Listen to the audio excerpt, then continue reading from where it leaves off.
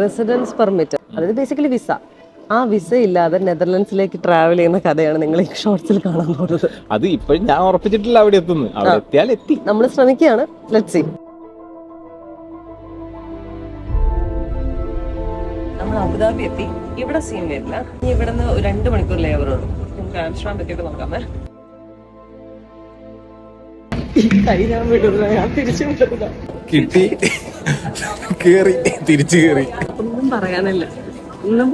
കിട്ടി. അയാളിങ്ങനെ വീണ്ടും അയാളിങ്ങനെ ബിലീവ് ചെയ്തു. ക്രിസ്മസ് പെർമിറ്റ് ആരും കളഞ്ഞു പോവരുത്. ശ്രദ്ധിക്കണം. പക്ഷെ പോയാലും ട്രൈ ചെയ്യണം. ട്രൈ ചെയ്യാതിരിക്കരുത്.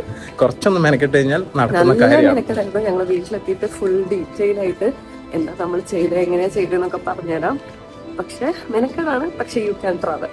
അങ്ങനെ 3-4 പെട്ടിയും അതിനെയും കൊണ്ട് ഞാൻ ആംസ്റ്റർഡാം എത്തി. ഓൾമോസ്റ്റ് ഇമ്പോസിബിൾ ആയ കാര്യം നമ്മൾ ചെയ്തതാണ്. ഓൾമോസ്റ്റ് ഇമ്പോസിബിൾ തന്നെയായിരുന്നു അത്.